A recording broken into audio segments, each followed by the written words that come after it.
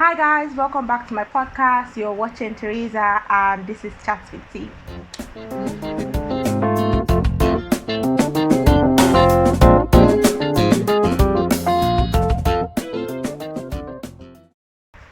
So today we're going to be doing another book review. This book is called Stay With Me by Ayobami Adebayo. Ayobami Adebayo is a Nigerian author. She has written for the BBC, The Guardian, so she's well known. She's particularly well known for this book. You can get the book anywhere in Nigeria, in Kenya, in the UK, and in the US. There are some other places you can also get the books. You can also get it in playbooks. You can get a digital copy if you don't mind. I don't think I care, the difference between digital books and actual physical copies. I don't care. Part of me is like, okay, physical copy, if your phone battery dies, you can still read. But then again, digital, you don't have to be carrying so many books at once. You can just open your phone and read.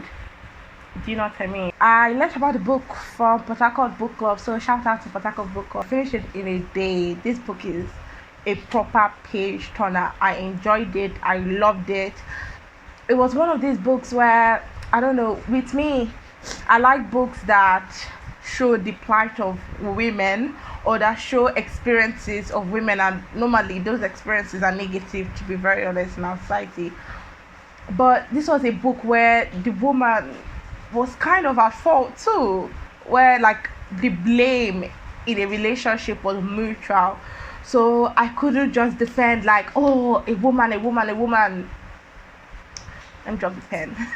The book is set out around Akinyele and Yejide. Akinyele and Yejide.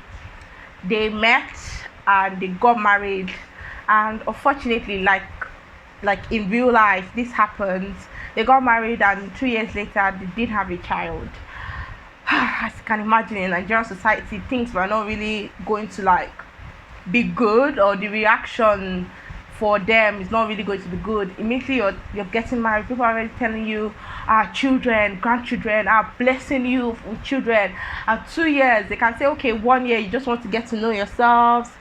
2 years, and the book is not even in recent times. It's actually, they met in 1981, so it was between 1981 and 2008. So right now it will still be a problem if you get married and 2 years you don't have a child. You can imagine then in the 80s, you get married and then 2 years, and obviously nobody is looking at the man.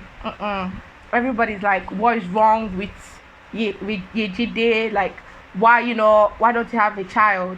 So she goes through doubt within herself, pressure from family, like pressure on herself, because it's not like she doesn't want a child, like she does.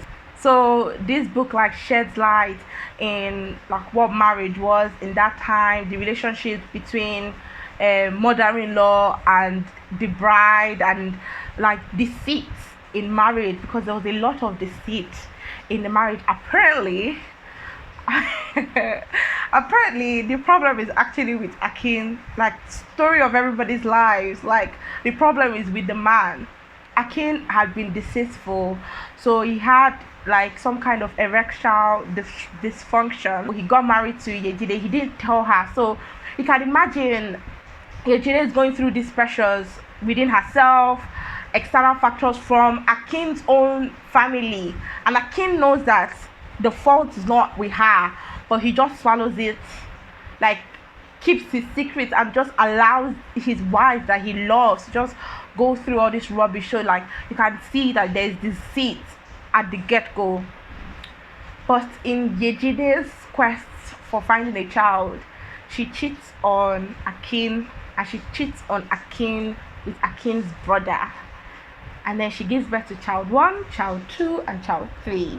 Unfortunately, child 1 and 2 die, and they are born SS, so they died prematurely. Child 1 died within 3 months, child 2 lived up to kindergarten but still died. And then you can imagine Yejide's, all these children were from Akin's brother, by the way, but you can imagine like Yejide as a mother, she blamed herself.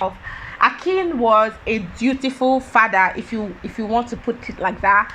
He loved the children, but then we all know that Akin has erectile dysfunction. Well, now we know, but in the book you don't. So you can be thinking like, so Akin knows that these children are not his. But plot twist, the plot twist of the plot twist is that Akin proposed that his brother sleep with Yejide. Like, that was his plan. So we can blame Yejide because she cheated, yes, but Akin was the person that supplied the cheating partner or whatever. Like, Akin supplied the person that Yejide was going to cheat with. So it's like, if you want to say one strike to Akin for being deceitful and one strike to Yejide for, cheating, two strikes to Akin for actually bringing the person, like your own brother. I don't get it. It's like it brings that reality, like one lie leads to another lie, leads to another lie, leads to like just one simple lie. And there was love between both of them till the very end. Even like love, very twisted type of love, but love was still there. So like you can be wondering, like, what if Akin said the truth? What if he came out and said, like, I have a problem, Yejide? Like, she could have loved him still. She could have loved him. But that didn't happen. Anyways, down the line, Yejide and Akin's marriage relationship, like how to be dissolved, she actually just left him. And then she came back and reunited with her daughter. That was basically the end of the novel. Her third child actually survived, unbeknownst to her. So she went about years not knowing that her third child survived.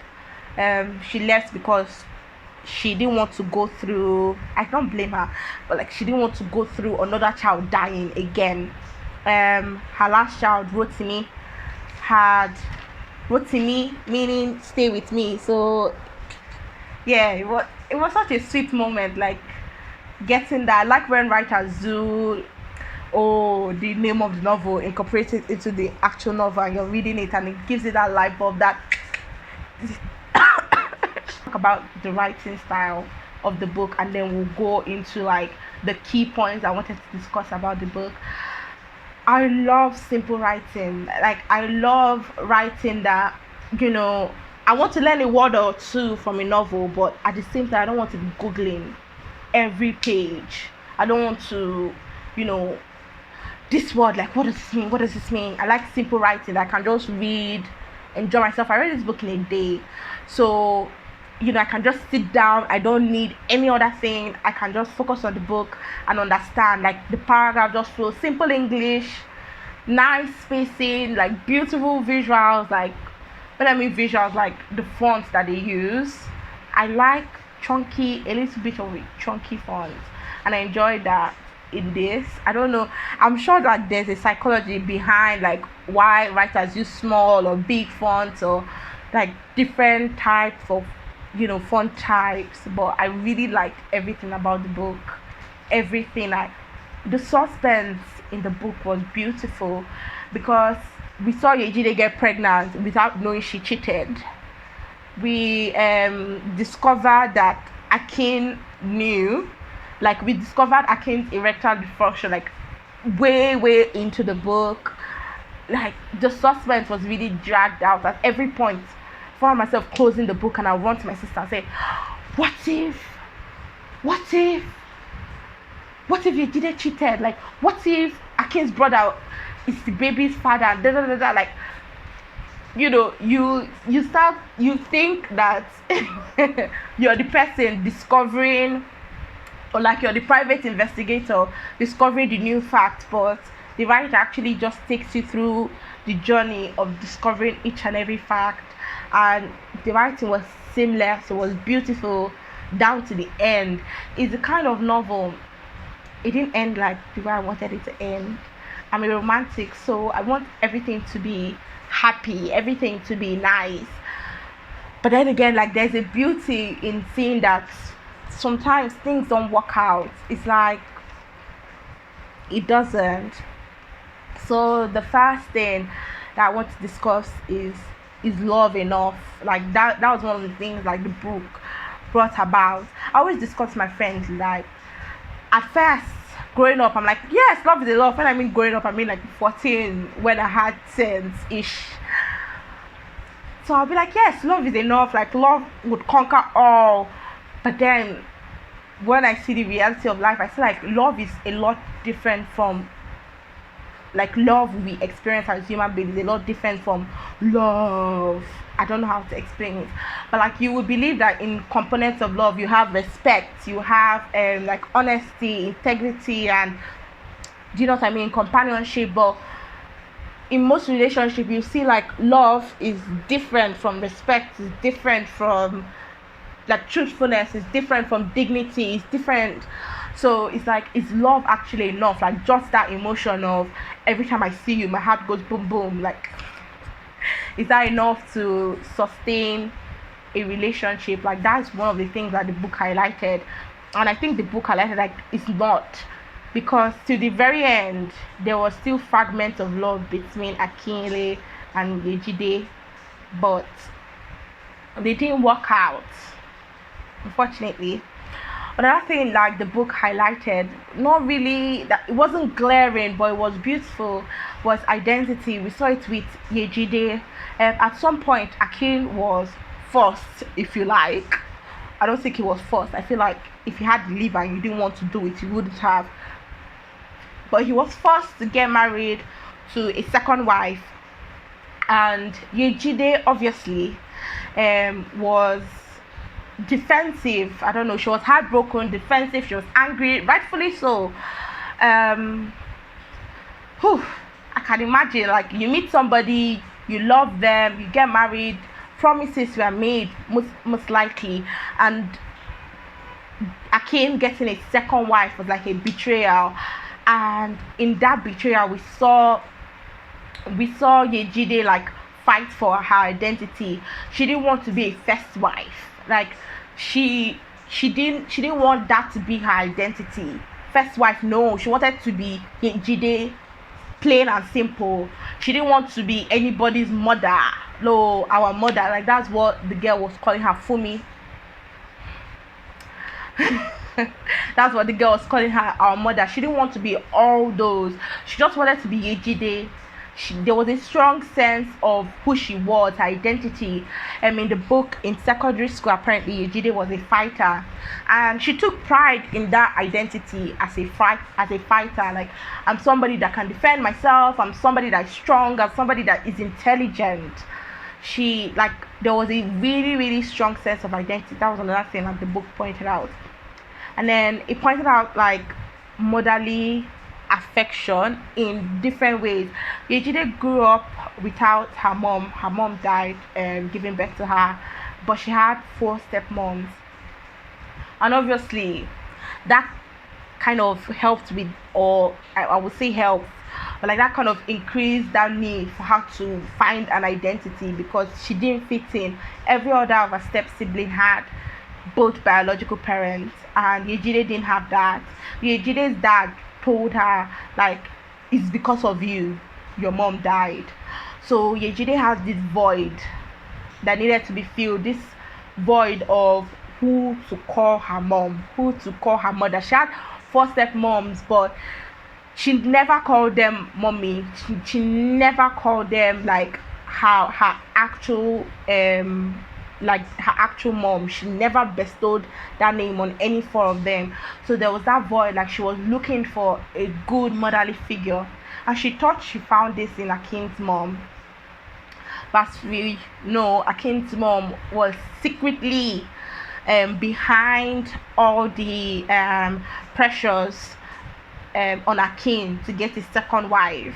She was behind it. She was like, okay, it's fine if you love Yejide, but me, I need grandchildren. Like, I need grandchildren, so you have to fulfill my desire to have grandchildren for my son. No, the book just highlights the importance of children, not just children, like entirely. Like, I think he highlighted male children, but not so much, at least within Yejide and Akin's love story. It was just children. He highlighted like our society's need for there to be always children. In summary, this book was amazing. I enjoyed reading it. Definitely a page turner. Definitely recommend. Again, you can get it in Nigeria, in Kenya, in the US, in the UK. You can also get it on Playbooks, depending on what you like, physical copy or hard copy. Thanks for watching.